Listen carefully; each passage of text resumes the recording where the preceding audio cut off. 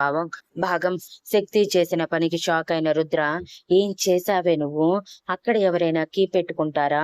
ముందు ఇవ్వవే అని అరుస్తుంటే శక్తి మూతి తిప్పి మాట్లాడకుండా మొహం కూడా తిప్పేస్తే రుద్ర తల పట్టుకుని, దీనితో సావుకొచ్చిందిరా బాబు, ఇంకొక 4 రోజులు కళ్ళు మూసుకోవాలి, లేదంటే దీనితో నా వల్ల కాదు అనుకుంటూ శక్తి దగ్గరికి వెళ్ళి, ఓకే సారీ, కీ ఇవ్వు, నేను బయటికి వెళ్ళి అలా తిరిగేసి వస్తాను, నీకు నాతో రావటం ఇష్టం లేదు కదా అని అంటుంటే శక్తి ముందుకు పెట్టిన రుద్ర చేతి మధ్య వేలుని తన పంటి కింద మృదువుగా నిలిపి, ఇవ్వను, కావాలంటే తీసుకో అంటూ ముందుకు జరిగింది. శక్తి కళ్ళు చిన్నవి చేసే ఎగ్జైట్మెంట్ ని మనసులోనే ఆపుకుంటూ, ఏంటి అంటూ రుద్ర షాక్ అయి కళ్ళు పెద్దవి చేస్తే, అవును, నువ్వే తీసుకో బావా, యు నో వాట్, ఇది ఆడవాళ్ళకి లాకతే, ఇక్కడ ఏదైనా దాస్తే ఎవరూ తీసుకోలేరు, ఆఖరికి మీ మనసులతో సహా అని ఇంటెన్స్ వాయిస్ లో చెప్పి, దా బావా తీసుకో, నా మీద నీకన్ని హక్కులు ఉన్నాయి కాబట్టి తీసుకోవటానికి ఏమవుతుంది, తీసుకో తీసుకో అంటూ ఇంకొంచెం ముందుకు జరగగానే రుద్ర 2 అడుగులు వెనక్కి వేసి, పిచ్చిదానా, ఏం చేస్తున్నావే నువ్వు? నేను నిన్న అక్కడ టచ్ చేయటం ఏంటి? నీకు పిచ్చి ముదిరి పాకాన పడుతుంది. ఒక్కసారి ఢిల్లీ వెళ్ళాక మెంటల్ హాస్పిటల్లో కరెంట్ షాక్ ట్రీట్మెంట్ ఇప్పిస్తాను అని సీరియస్ గా అరిచాడు. ఇప్పించుకో బావా, కానీ ఇప్పించే ముందు ఒకే ఒక్కసారి నీ భార్యగా నన్ను యాక్సెప్ట్ చేయి అని కళ్ళు చిన్నవి చేసి చెప్పిన శక్తి, అయినా కీ తీసుకోవటానికి ఎందుకు బావా అంతలా వణికిపోతున్నావు? మగాడివి, పైగా నా భర్తవి, నా శరీరం మీద సర్వ హక్కులు ఉన్నవాడివి, నా అంతట నేనే తీసుకోమని చెప్తున్నా తీసుకోలేకపోతున్నావంటే ఏంటి మ్యాటర్ అని కళ్ళు చిన్నవి చేసి అనుమానంగా మొహం పెట్టి కావాలని అడిగింది శక్తి. తన అనుమానం అర్థం చేసుకున్న రుద్ర కోపంతో బుసలు కొడుతూ, ఏమనుకుంటున్నావే నా గురించి అని ఒక్కసారిగా శక్తిని దగ్గరికి లాగి, నన్నే అనుమానంగా చూస్తావా అని తన 2 బుగ్గలు ఒత్తి పట్టుకుని అడిగాడు. శక్తి అంటూ ఏదో చెప్పటానికి ట్రై చేస్తూ ఉంటే రుద్ర విసుగ్గా తనని వదిలేసి, ఎందుకే ఇలా తిక్కదానిలా బిహేవ్ చేస్తుంటావు? కొంచెం సేపు కూడా నన్ను ప్రశాంతంగా ఉండనివ్వవా? నీ మాటలకి నాకు ఎక్కడో బీపీ లేస్తుంది, ఆ బీపీ వల్ల నీకెక్కడ దెబ్బలు తగులుతాయో కూడా తెలియదు అని సీరియస్ గా అంటుంటే శక్తి తన బుగ్గలు సరి చేసుకొని, మరి ఏం చేయమంటావు బావా? నేనే ఛాన్స్ ఇస్తున్నా, నువ్వు ఛాన్స్ తీసుకోకపోతే నాకు అనుమానం రావటంలో తప్పేముంది చెప్పు? అసలే ఇంతవరకు నువ్వు ఏ ఆడపిల్ల వైపు కన్నెత్తి కూడా చూడలేదు అని అమాయకంగా కళ్ళు టపటపలాడిస్తూ చెప్తుంటే రుద్ర కోపంగా కళ్ళు పెద్దవి చేసి, ఇంకొకసారి నా గురించి అనుమానం అన్నావంటే పళ్ళు రాలకొడతాను. ఇంతవరకు నేను ఏ ఆడపిల్లని చూడకపోవటానికి కారణం నాకు ఇంట్రెస్ట్ లేదు. దానికి నువ్వు ఏదేదో ఊహించుకుని ఇంకేదో అనుకుంటూ నన్నేదో ఒకటి అనుకోవాలా అని సీరియస్ గా అంటూ ఎర్రబడిన కళ్ళతో కీవు అని బేస్ వాయిస్ లో చెప్పటంతో రుద్రకి ఈసారి నిజంగానే కోపం వచ్చిందని అర్థం చేసుకున్న శక్తి సారీ అని బుంగమూతి పెట్టుకుని చెప్పి, మరి నేను కూడా వస్తాను బావా, నన్ను కూడా తీసుకువెళ్ళు, హనీమూన్ స్పాట్ కి కాకపోతే ఏమైంది, నీతో పాటు బయటికి వస్తాను కదా చాలు, పైగా మన వాళ్ళకి గిఫ్ట్లు కూడా తీసుకోవాలి అని అంది శక్తి. నీకు నాతో రావటం ఇష్టం లేదు కదా, అందుకే కదా కీ తెచ్చేశావు అని రుద్ర చేతులు కట్టుకుని సూటిగా శక్తి కళ్ళల్లోకి చూసి అడిగితే శక్తి మూతి ముడిచి, నాకు నీతో రావటం ఇష్టం లేక కాదు, నేను నీ మీద అలిగి సైలెంట్ గా ఉన్నాను, హనీమూన్ స్పాట్ కి తీసుకువెళ్తానని చెప్పి మోసం చేశావు నువ్వు నన్ను, అందుకే అని అంది శక్తి. సరేలే, త్వరగా స్వెటర్ వేసుకుంటే వెళ్దాం, లేదంటే ఇక్కడే టైం అయిపోయేలా ఉంది అని రుద్ర సీరియస్ అవ్వటంతో 2 minutes బావా అని హుషారుగా స్వెటర్ గ్లౌజెస్ వేసుకున్న శక్తి స్కార్ఫ్ ను మొహానికి కట్టుకుని రుద్ర ఎదురుగా నిలబడగానే రుద్ర చిరాకుగా స్కార్ఫ్ లాగేసి, చీర మీద ఎవరైనా స్కార్ఫ్ కట్టుకుంటారా, అది కూడా ఇలాంటి ప్లేస్ లో నడవటానికి అని చెప్పి శక్తిని తీసుకుని డోర్ దగ్గరికి రాగానే శక్తి నవ్వుతూ తన దగ్గర ఉన్న కార్డ్తో డోర్ అన్లాక్ చేసింది. డోర్ అన్లాక్ చేయటమే శక్తిని వదిలి బయటికి వెళ్లిపోయాడు రుద్ర.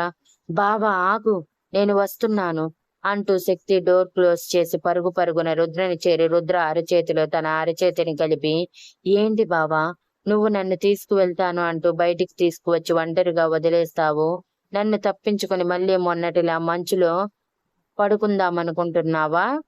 ఈసారి అదేమీ కుదరదు. అలా పడుకున్నామంటే ఇద్దరం కలిసి పడుకుంటాము. అప్పుడు వెచ్చగా వేడిని కూడా పంచుకోవచ్చు అని అల్లరిగా అంటున్న శక్తి తల మీద రుద్ర మొట్టికాయలు వేస్తూ, నోరు మూసుకొని పద అని సాయంత్రం సమయంలో అక్కడ దొరికే స్ట్రీట్ ఫుడ్ శక్తికి తినిపిస్తూ శక్తి వాటిని ఆస్వాదిస్తూ ఉంటే మొదటిసారి శక్తి ఫోటోలు తీసుకోవాలి అనిపించింది రుద్రకి. సో ఆటోమేటిక్ గా శక్తికి తెలియకుండా తన పాకెట్ నుంచి ఫోన్ తీసి చాటుగా ఫోటోలు తీస్తూ ఉంటే శక్తి మాత్రం అదేమీ పట్టించుకోకుండా తినటం మీదే శ్రద్ధ పెట్టి, ఇక్కడి స్ట్రీట్ ఫుడ్ ఇంత టేస్టీ ఉంటుందని నాకు తెలియదు బావా అని అంటూనే తినేస్తూ ఉంది. తన కల్ముషం లేని నవ్వు చూసిన రుద్ర మరోసారి తనకి పడిపోతూ, ఇన్ని రోజులు గమనించలేదు కానీ దీని నవ్వు భలే ఉంది. దీని నవ్వు చూస్తే ఎన్ని టెన్షన్స్ అయినా మర్చిపోవచ్చు అనుకుంటూ తన ఫోన్ లోపల పెట్టేసుకొని, నువ్వొక్కదానివి పందిలా తింటావా? నాకు పెట్టేది లేదా? అది కడుపా లేకపోతే కంబాల చెరువా ఇలా తినేస్తున్నావు? చూడటానికి సన్నగా ఉంటావు కానీ తినేది మాత్రం బకాసురుడి తిండి అని అన్నాడు రుద్ర కావాలని శక్తిని ఉడికించటానికి. రుద్ర మాటలకి శక్తి బుంగమూతి పెట్టుకుని బావా అని అంటుంటే, హా బావనే చెప్తున్నాను, అయినా ఇలా కింద మీద పోసుకుంటూ ఎవరైనా తింటారా అంటూ శక్తి చేతిలో ఉన్న ప్లేట్ తీసుకొని, ఇప్పటికే చాలా తినేసావు, ఇక చాలు, మళ్ళీ స్టమక్ అప్సెట్ అయ్యిందంటే చాలా కష్టమవుతుంది అనుకుంటూ మిగిలింది తను తినేశాడు. రుద్ర అది శక్తి ఎంగిలని కూడా ఆలోచించకుండా తినేస్తూ ఉన్నాడు. కానీ శక్తి మాత్రం ఆశ్చర్యపోయింది. బికాజ్ రుద్రతో తన పెళ్ళైన దగ్గర నుంచి తను జస్ట్ వాటర్ తాగినా సరే తిరిగి ఆ గ్లాస్ ముట్టుకోవటానికి కూడా అసహించుకునేవాడు రుద్ర. అటువంటి వాడు ఇప్పుడు తనని అర్థం చేసుకుంటూ తన ఎంగిలి తింటూ తనని ఇష్టపడుతున్నాడన్న ఊహే శక్తిని నేల మీద నిలబడనివ్వట్లేదు. అందుకే ప్రేమగా రుద్ర వైపే చూస్తూ ఉండిపోయింది రుద్ర తింటున్నంతసేపు. రుద్ర తినటం అయిపోయాక డబ్బులు ఇచ్చేసి ఇక పద అంటూ మంచు కురవటం మొదలవటంతో ఆ మంచులోనే సరదాగా తిరుగుతూ శక్తి తల చుట్టూ తను తీసుకువచ్చిన షాల్ కప్పి శక్తి భుజం చుట్టూ చేయి వేసి సరదాగా మాట్లాడుకుంటూ ముందుకు వెళ్ళిపోయారు. మొదటిసారి రుద్రకి శక్తితో ప్రయాణం చాలా చాలా నచ్చేసింది. ఎప్పుడు ఒంటరిగా ప్రయాణం చేస్తూ మాట్లాడటానికి పక్కన ఎవరూ లేక ఉన్నా కూడా మాట్లాడాలన్న ఇంట్రెస్ట్ రాక ఒంటరి ప్రయాణం చేశాడు. ఆఖరికి ఎప్పుడు పక్కనే ఉండే వేణు కూడా మాట్లాడాలనుకున్న తన సీరియస్ ఫేస్ కి సరదాగా మాట్లాడలేక ఒక అడుగు వెనకే ఉండేవాడు. కానీ శక్తి రుద్ర కోపం చూపించినా కూడా ఆ కోపాన్ని పోగొట్టేలా అల్లరి చేస్తూ తనని మళ్ళీ నార్మల్ చేస్తూ మళ్ళీ మళ్ళీ కోపం తెప్పిస్తూ మళ్ళీ అదే అల్లరితో మైమరిపిస్తూ రుద్రని నిజంగా మెప్పించింది ఆ ఒక్క రోజులోనే. తిరిగి వాళ్ళు కాటేజ్ కి చేరుకునేసరికి రాత్రి 10 అయిపోయింది. ఆ 10లోపు శక్తి కనిపించిన స్ట్రీట్ ఫుడ్స్ తో పాటు వేణు ఆద్యల కోసం షాపింగ్ కూడా కంప్లీట్ చేసుకుంది సక్సెస్ఫుల్ గా. రూమ్ లోకి రాగానే శక్తి, అమ్మా చాలా అలసిపోయాను అంటూ బెడ్ మీద పడిపోగానే రుద్ర నవ్వుతూ డోర్ క్లోజ్ చేసి స్వెటర్ అండ్ గ్లౌజెస్ తీస్తూ స్వెటర్ తీసి ఫ్రెష్ అవ్వు శక్తి, కొంచెం ఫ్రీ అవుతావు అని అంటే, ఓపిక లేదు బావా, ఇక ఇలానే పడుకోవాల్సిందే అంటూ స్వెటర్ గ్లౌజెస్ తన చుట్టూ ఉన్న షాల్ తీసి పక్కకు విసిరేసి రూమ్ లో ఉన్న హీటర్ టెంపరేచర్ అడ్జస్ట్ చేసుకొని గుడ్ నైట్ బావా అంటూ బెడ్ మీద వాలగానే రుద్ర నవ్వుకుంటూ, దీనికి బద్ధకం కూడా చాలా ఎక్కువగా ఉంది అనుకుంటూ తను మాత్రం ఫ్రెష్ అయి టీషర్ట్ షార్ట్ వేసుకుని తను తిన్న ఫుడ్ ని ఆకలి వేయకపోవడంతో టాబ్లెట్ వేసుకొని శక్తి పక్కనే పడుకుని తన మొహంలోకి చూస్తూ ఉండిపోయాడు. నిద్రపోతున్నప్పుడు కూడా శక్తి పెదవుల్లో చిరునవ్వు మాయమవ్వకపోవటం ఆశ్చర్యంగా అనిపించి 2 నిమిషాలు తదేకంగా అలానే చూసిన రుద్ర శక్తి టక్కున కళ్ళు తెరవటంతో తడబడి చూపు తిప్పేలోపు శక్తి రుద్రకి చాలా దగ్గరగా జరిగి, ఏంటి బావా అప్పుడే పడిపోయావా, నాకు అలా చూస్తున్నావు అని అడిగింది అల్లరిగా. నువ్వు నిద్రపోయావు కదా, నువ్వెప్పుడు లేచావు అని రుద్ర తడబాటుగా అడుగుతూ శక్తి నుంచి దూరం జరగాలనుకునే లోపు శక్తి రుద్ర చుట్టూ చేతిని వేసి, ఎక్కడికి బావా నా నుంచి తప్పించుకుంటున్నావు, అంత ఈజీ అనుకున్నావా నా నుంచి తప్పించుకోవటం అని అల్లరిగా అంటూ, అయినా అలా నేను నిద్రపోయినప్పుడు చూడకపోతే మెలకుగా ఉన్నప్పుడే చూడొచ్చు కదా, చక్కగా ఒకరి కళ్ళల్లోకి ఒకరు చూసుకుంటూ ఒకరి చేతుల్ని మరొకరు పెనవేసుకుంటూ అంటూ ఇద్దరి చేతులని పెనవేసి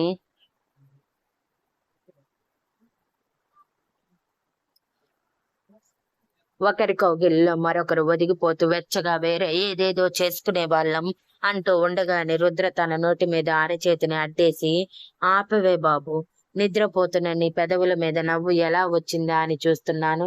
దానికి ఇంతలా ఊహించుకోవాల్సిన అవసరం లేదు. పైగా నేనేమి నీ అందాన్ని స్కాన్ చేయలేదు అని అన్నాడు. శక్తి రుద్ర చేతిని తప్పించి, నేను నా అందరం గురించి మాట్లాడలేదే, అంటే నువ్వు నన్ను టాప్ టు బాటం స్కాన్ చేశావు. తడబడుతున్నావంటే నా మీద ఫీలింగ్స్ వచ్చుంటాయి. చెప్పు బావా చెప్పు. నేనేం అనుకోనులే, చెప్పొచ్చు కదా అని అడుగుతూ ఉండగానే టక్కున రుద్ర శక్తి పెదవులు అందుకున్నాడు.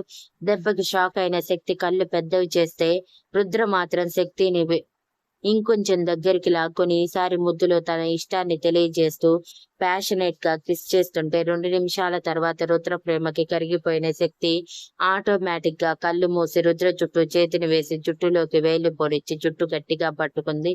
10 నిమిషాల తర్వాత పెదవులు వదిలిన రుద్ర, ఇదే నిన్ను చూస్తుంటే నాకు అనిపించింది.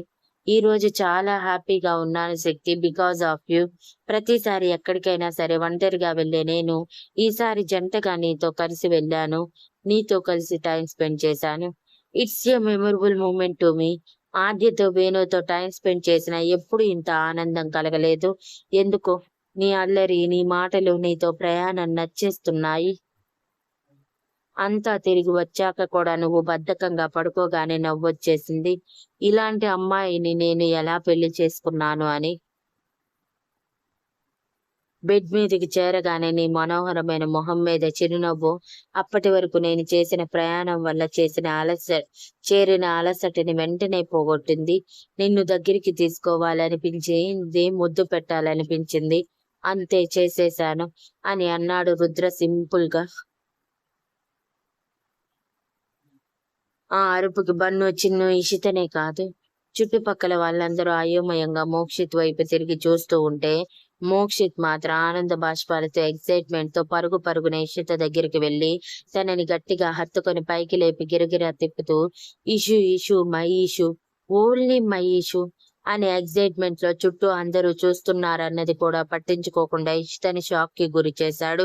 2 నిమిషాలకి తేరుకున్న ఇషిత మోక్షిత్ భుజం మీద కొడుతూ, ఏమైందిరా నీకు, మెంటల్ గాని ఎక్కిందా, ముందు నన్ను కిందకి దించు అని అరవటంతో మోక్షిత్ తన సంతోషాన్ని హోల్డ్ చేసుకుంటూ ఇషితని కిందకి దించి, ఇప్పుడు నాకు చాలా క్లారిటీ వచ్చేసింది ఇషు, చాలా చాలా క్లారిటీ వచ్చేసింది అని అంటుంటే అంతవరకు తిప్పటం వలన తల తిరుగుతున్నట్టు అనిపిస్తున్న ఇషిత తల పట్టుకుంటే ఈశ్వాన్ కంగారుగా అక్క అంటూ తన భుజం చుట్టూ చేయి వేసి, పిచ్చిగానే పట్టిందా బావా నీకు, ఎందుకు ఇలా సడన్ గా బిహేవ్ చేస్తావు అని అరిచాడు. ఇలా కాక ఎలా ఉండమంటావు బన్ను, ఇది సెలబ్రేట్ చేసుకోవాల్సిన విషయం, అందుకే అరిచాను. ఆయన ఎందుకురా ఊరికూరికే కోపగించుకుంటావు అని బుంగమూతి పెట్టుకుని అన్నాడు మోక్షిత్. కొంచెం తేరుకున్న ఇషిత, వీడికి పిచ్చి పట్టిందిరా, అందుకే ఇలా తిక్క తిక్కగా బిహేవ్ చేస్తున్నాడు. ఢిల్లీ వెళ్ళగానే మెంటల్ హాస్పిటల్లో జాయిన్ చేసేయాలి అని కోపంగా మోక్షిత్ వైపు చూస్తూ చెప్పి వెర్రి మొహం వేసుకుని వాళ్ళ వైపే చూస్తున్న ప్రజ్ఞ బన్నుతో, పదండి మీరు వీడితో పదండి మీరు వీడితో మనకేంటి అని ముందుకి అడుగులు వేసింది. ఇషిత మాటల్ని మాత్రం పట్టించుకొని మోక్షిత్, ఇషు ఆగు, మై డియర్ ఇషు ఆగరా అంటూ ఇషిత వెనక పడ్డాడు. అబ్బా, వీడి నస్ తట్టుకోలేకపోతున్నాను అని ఆ రక్ష ఎక్కడ చచ్చింది, వీడు నా వెనకుంటే తట్టుకోలేక లాక్కెళ్ళిపోతుంది కదా, మరి ఈ రోజు ఏమైంది దానికి అని మనసులో తిట్టుకుంటూనే తన అడుగుల్లో వేగం పెంచితే ఈశ్వాన్ పరిగెడుతూ వచ్చిన మోక్షిత్ భుజం చుట్టూ చేయి వేసి ఆపి, ఏమైంది బావా, ఎందుకంత ఎక్సైట్మెంట్ ఫీల్ అవుతున్నావు, నీకు తెలిసిందంటున్నావు, అసలేం తెలిసింది, చుట్టూ అందరూ ఉన్నారన్న విషయం కూడా మర్చిపోయి అక్కని పదే పదే కలవరిస్తున్నావు, ఏంటి మ్యాటర్ అని కళ్ళెగరేస్తూ అల్లరిగా అడిగాడు. ఈశ్వాన్ మాటలకి మోక్షిత్ సిగ్గుపడుతూ, అది బామర్ది, మీ అక్క మీ మీద నా లవ్ మీ అక్క మీద నా లవ్ పెరిగిపోయిందిరా. అది చూపిద్దామని ట్రై చేస్తున్నాను కానీ మీ అక్కేమో పట్టించుకోవట్లేదు అనగానే ఈశ్వాన్ కళ్ళు పెద్దవి చేసి, ఏంటి బావ ఓపెన్ గా మాట్లాడుతున్నావు లవ్ అంటూ ఎన్నోసార్లు అడిగారు బావ ఓపెన్ గా మనసులో మాట చెప్పు అని. ఎప్పుడు ఇలా మాట్లాడుకోలేదు, మరి ఈ రోజు ఏంటి అని అంటూ ప్రజ్ఞని ఇషిత పక్కన పంపించి మోక్షిత్తో మాటలు మొదలు పెట్టాడు ఈశ్వర్. బామర్ది, అది చాలా లెంతీ కదా, చెప్పటానికి ఇప్పుడు టైం లేదు కానీ ఇష్యూతో మాట్లాడాలిరా. అదేమో నాతో మాట్లాడకుండా అవాయిడ్ చేస్తుంది, చూస్తున్నావు కదా అని బుంగమూతి పెట్టుకుంటే, మరి చెయ్యరా ఏంటి? ఎంతో ఎగ్జైటింగ్ గా నీతో కలిసి ట్రెక్కింగ్ చేద్దాం అనుకుంది. తన ఆశలన్నీ నీరుగారేలా చేస్తూ నువ్వు నీ ఫ్రెండ్ తో వెళ్ళావు. తను చాలా హట్ అయింది బావా. మరి అంతే ఉంటుంది. చూడు బావా, ఆడవాళ్ళు మనతో సరిగా మాట్లాడినంత వరకే మనం కొంచెం ప్రశాంతంగా ఉండగలం.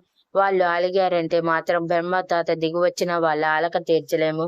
కాబట్టి try and try until you success అని మోక్షిత్ కి కన్ను కొట్టి చెప్పి, బట్ బావా నాకు చాలా సంతోషంగా ఉంది, ఇన్ని రోజులకైనా నువ్వు నీ మనసులో మాట బయట పెట్టావు అంటూ సైడ్ నుంచి హత్తుకొని భుజం తట్టి, ఇంతకీ ఇలానే చెప్పేస్తావా అక్కకి నువ్వు నీ మనసులో మాటని అని అడిగాడు విశ్వాన్. ఇంకెలా చెప్పాలి బామర్ది అని మోక్షిత్ అయోమయంగా మొహం పెట్టగానే, లవ్ అంటే ఎదురెదురుగా కూర్చుని ఒక కూల్ డ్రింక్ లో 2 స్ట్రాలు వేసుకొని కూల్ డ్రింక్ జుర్రుకోవటం, ఒకరి చేతులు ఒకరు పట్టుకొని చట్టాపట్టాలేసుకొని రోడ్ల మీద తిరగటం, ఐ లవ్ యూ అంటూ సింపుల్ గా ఒక ఫ్లవర్ ఇచ్చి చెప్పటం కాదు బావా, చేతల్లో చూపించాలి మన చేతల్లో ప్రేమని. ఎదుటి వారికి మన ప్రేమ అర్థమయ్యింది అంటే ఆటోమేటిక్ గా వాళ్ళు మన ప్రేమని ఫీల్ అవుతారు. సో మాటల ద్వారా మాత్రమే మన ప్రేమ చెప్పనవసరం లేదు. సరే, మన ప్రేమని ప్రేమించిన వాళ్ళకి చెప్పాలనుకున్న ఆ ప్రేమ చెప్పటానికి ఒక సందర్భం అంటూ స్పెషల్ గా ఏర్పాటు చేసుకోవాలి. మనం ఐ లవ్ యూ అని చెప్పినప్పుడు వాళ్ళు ఆ క్షణాన్ని జీవితంలో మర్చిపోకూడదు. అలా ఉండాలి. సో నువ్వు నీ చేతులతోనే ప్రేమని చెప్తావో లేదా డెస్టినేషన్ ప్రపోజింగ్ అంటే ఎక్కడైనా అరేంజ్మెంట్స్ చేసుకుంటావో నీ ఇష్టం. కానీ ఇప్పటి వరకు నీ వల్ల అక్క పెదవుల్లో మాయమైన నవ్వు ఇప్పటి నుంచి తిరిగి మళ్ళీ నేను చూడాలి అని బేస్ వాయిస్ లో చెప్పి, ఆల్ ది బెస్ట్ బావా అని అన్నాడు. ఈశ్వాన్ కొంచెం ముందుకు వెళ్ళగానే మోక్షిత్ ఆలోచిస్తూ, అవును, ఇదంతా నిజమే కానీ ఇషు నన్ను ప్రేమిస్తుందా? ఈ విషయం మీద నాకు క్లారిటీ లేదు. ముందైతే నా ప్రేమ విషయం ఇషుతో చెప్పాలి. బన్ను చెప్పినట్టు గ్రాండ్ గా ప్రపోజ్ చేయాలి. దానికంటే ముందు రక్ష విషయం తెచ్చుకోవాలి. తనని నేను ప్రేమించటం లేదు, లైఫ్ లో కనిపించేద్దని సారీ చెప్పి తనని వదిలించుకోవాలి. ముందు రక్ష పక్కకి వెళ్తే నేను నా పని చేసుకోవచ్చు.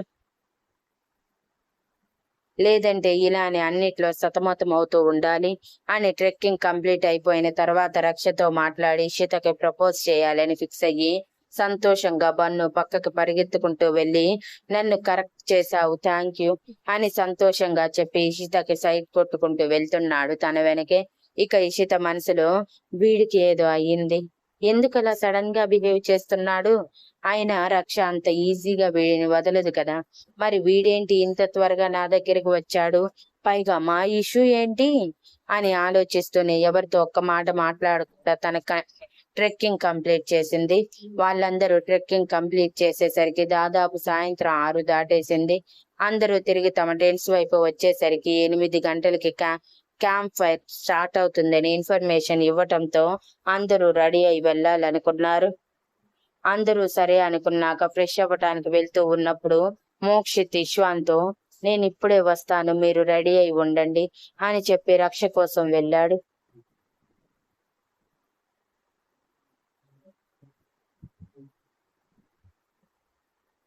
ఇక ఇవాన్ దగ్గర జరిగిందంతా టైం టు టైం తెలుసుకుంటున్న ఇవాన్ మోక్షిత్ తో రియలైజేషన్ వచ్చిందని ఈజీగా అర్థం చేసుకుని తన కూతురు ఇకపై చాలా సంతోషంగా ఉంటుందని నమ్మకం రావటంతో తన పెదవుల మీద హార్ట్ఫుల్ స్మైల్ వచ్చింది. Thank you for listening and please like, share, comment and subscribe.